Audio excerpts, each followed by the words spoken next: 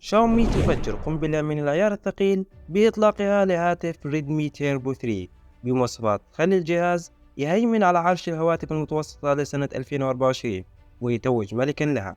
والمفاجأة الكبرى في هذا الهاتف هو امتلاكه لمعالج الأقوى في الساحة سناب دراجون 8 اس جين 3 بثمانية أنوية بمعمارية تصنيع 4 نانومتر بسرعة تردد 3.0 جيجا هرتز.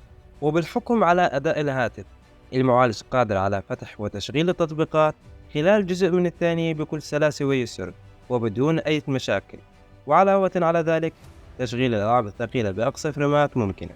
نظرا لامتلاكه بطاقة رسوميات قوية أدرينو 735 وشاشة بتردد 120 هرتز، وهي من نوع الأموليد بدقة 1.5K بحجم 6.67 إنش، مغطاة بطبقة زجاج حماية كورنينج غوريلا جلاس فيكتوس، وتأتي بكثافة بكسلات 446 بكسل لكل إنش، مع معدل سطوع مرتفع يصل إلى 2400 نت. الشاشة ألوانها ممتازة وجيدة لمشاهدة المحتوى بفضل دعمها ل 68 مليار لون وخاصية دولبي فيجن و HDR 10 بلس. أيضا الهاتف يدعم مستشعر بصمة بصري مدمج أسفل الشاشة، ويأتي بميزة مقاومة الماء والغبار بمعيار حماية IP64 وهي تعتبر مقبولة.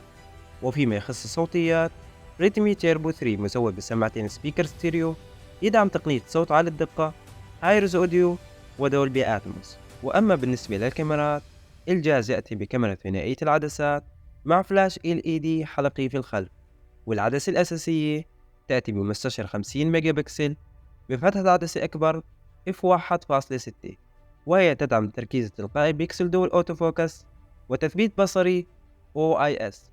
والعدسة الثانية ألترا وايد بدقة 8 ميجا بكسل بفتحة عدسة f4.0. الكاميرات بتقدم مميزات عديدة، أهمها دعمها لتصوير بنمط البورتريه ونمط الاحترافي والتصوير الليلي، وتصوير مقاطع فيديو بدقة 4K لغاية 60 إطار بالثانية، وتصوير بطيء سلو موشن بدقة Full HD لغاية 240 إطار بالثانية. ومن ناحية الكاميرا الأمامية فهي بدقة 20 ميجا بكسل بفتحة عدسة f2.2. الكاميرا تدعم تصوير بنمط البورتريه والHDR وتصوير مقاطع فيديو بجودة Full HD لغاية 30 إطار بالثانية، وهي تعتبر جيدة لصناعة المحتوى والبلوجات. أما عن واجهة التشغيل والنظام، فالجهاز يأتي بواجهة تشغيل هايبر OS والمبنية على نظام الأندرويد 14. وننتقل للذاكرة ومساحة التخزين.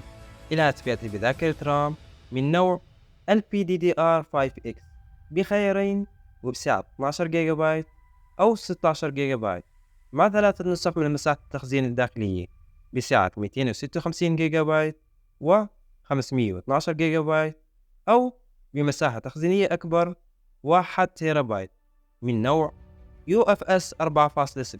وفيما يتعلق بسعة البطارية، ريدمي تيربو 3 يأتي ببطارية من نوع ليثيوم أيون بسعة تخزينية ضخمة 5000 ملي أمبير مع قدرة شحن 90 واط.